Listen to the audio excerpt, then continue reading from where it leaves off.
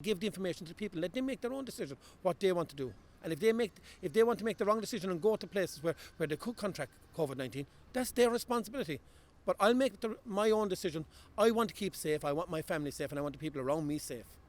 So why is the government treating us like kindergarten children? Go here, go there.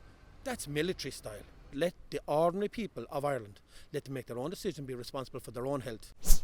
What do you think about the idea that the government is overreaching with some of the policies regarding coming into people's homes? What would you have to say about that? I think it's majorly intrusive. It's given the Minister for Health, Stephen Donnelly, has created with this statutory instrument extreme powers, to say the least, and dangerous powers, to say the least. There was no need for it. Even with the public houses there now, they weren't even open, and the next thing there was rules and regulations saying how long is the person going to be inside the house, what were they eating, what kind of a meal were they eating, when did they leave, Lord God, what have we moved into, a police state? And it was very disingenuous of the Taoiseach coming out and saying that they didn't want to know what people had eaten 28 days before. At the same time, it was his bill and his law that he made the evening before, and he tried to distance himself from it the following night, Friday night. I think that's unfair to try to mislead the people of Ireland. The people of Ireland deserve better than that, and they deserve better than him if that's the way he's going to continue. We're going to have to live with COVID-19 for a long time. So by putting in laws and regulations that a minister can come along and change regulation without debate or going to the Oireachtas to say that somebody can come into my house, I don't agree with that. I go home this evening, and if after a hard day, or anyone that's working goes after a hard day, they come home to their haven, which is their house, which is their castle, their family are there, it's their protected area. Nobody should have the right to enter your house unless you're doing something unlawful. There's 14,000 Gardaí in Ireland. Now they're giving them extra laws. They can't cope with what they have at the moment, because the more they cope with, the more paperwork they have to do, and they're sitting behind the desks. We need Gardaí on the street. We need Gardaí to keep an eye on things and advise people to do what they're doing. The Gardaí don't want these extra laws because they haven't got the ways of implementing it, because they haven't got the staff to do it. We have 7,000 army, and we saw yesterday inside there that if an army person works a weekend, they might only get €2 to €3 overtime for looking after people in this state. The government needs to wake up and look and listen to the likes of the independents that are on the ground. Listen to people's real concerns. How do you think the COVID-19 lockdown has affected sports, all the government's recent restrictions, and what do you think that means for rural Ireland? It's a disaster, especially for local sports groups, whether they're the GA club or the local soccer club.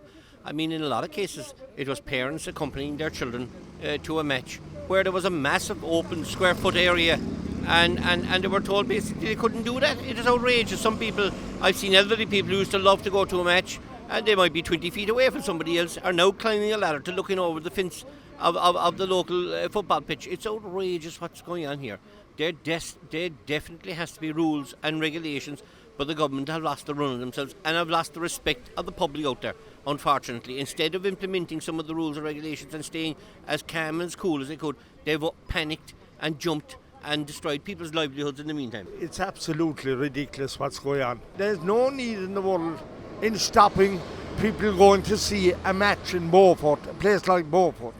Once they give, a real figure or an amount of people that can attend.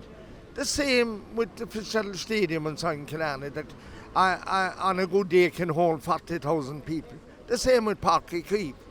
And the same with the Ashton Stag Park. It can hold so many.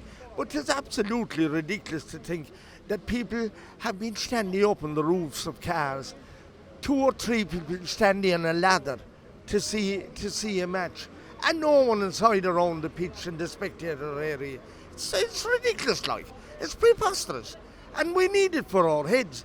We need some bit of diversification, whether it is to go to a pub or whether it is to go to a match or to go to another sporting event.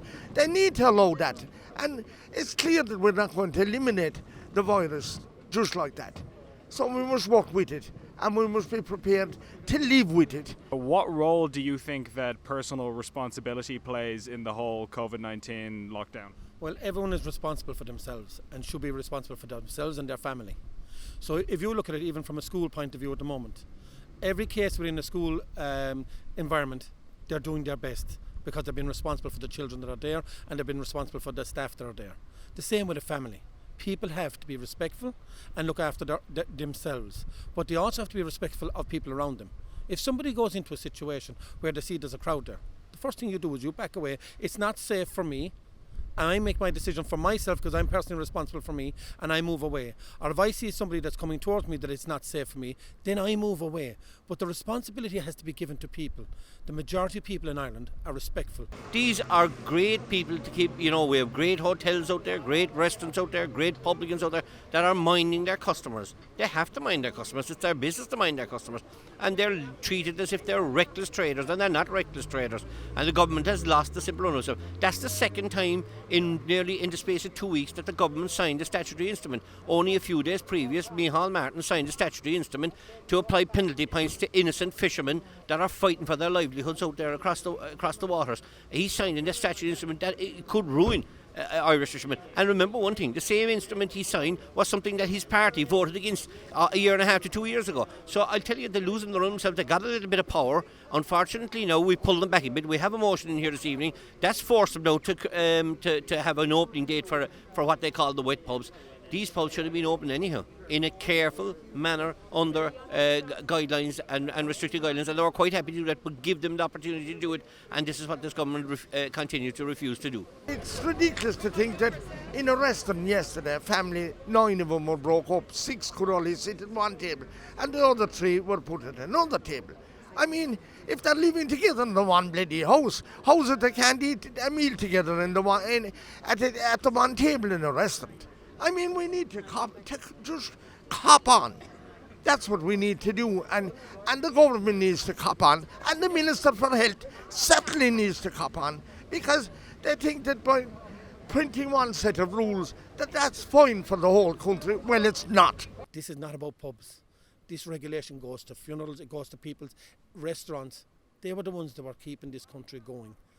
If you look at and I'm a rural setting, if I wanted to go for a drink or a meal now, I have to travel 15 miles. That's 15 miles. Otherwise, I have to go into an overpopulated area and put myself at risk. I won't do that. I won't put my family at risk. What do you think of Sinn Féin's reaction to all of this and the way that they've handled the lockdown? What would you say about that? I think they've handled it shockingly, because they're inside in the Dáil, jumping and leaping. 1 minute and the next minute they're nice and secretly voting in favour of the government's proposals last Thursday. And Friday morning they were roaring and shouting against the proposals. They gave him the power a few hours earlier, so keep back from the pitch completely. They made a shocking mistake. They accepted all their TDs were screaming and roaring. Fianna Fáil TDs were screaming and roaring. Labour TDs were screaming and roaring. Mini Fine Gael, the regional independent group, I call them, they're called down in West Cork, the Mini Fine Gael group. Are they standing for anybody? Are they just one leg of the Fine Gael government? It's time for them to stand up too. But with Sinn Féin and Labour and a number of Fianna Fáil TDs, we've given them a brilliant opportunity to put their foot down now and rescind that decision this evening. The mistake they made, and they accepted they made a mistake Friday with their roaring and shouting. Now we want to see that in votes here this evening in the Dáil. What do you think of Sinn Féin's handling of the restrictions and how they've reacted to it? What would you have to say about that? Well, they got an opportunity last week to vote to prevent the minister giving him a blank cheque. And what did they do? They wrote a blank cheque for him.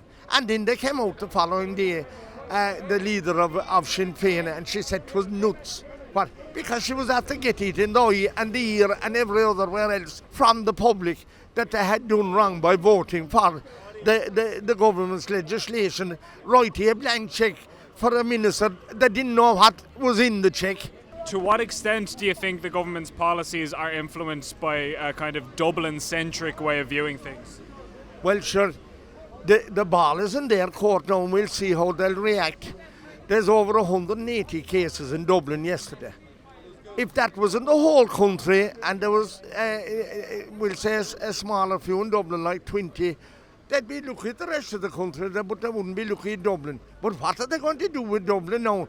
The spotlight is on Dublin. And clearly, and I'm not saying looking for a total lockdown. I want the people of Dublin to live like everyone else, but certainly if something similar happened in Kerry, they'd lock the whole place down and they'd throw away the key and they'd leave us that way for 6 months. No problem in the world, but we're waiting to see now what they'll do with Dublin, because they're afraid of Dublin, you see.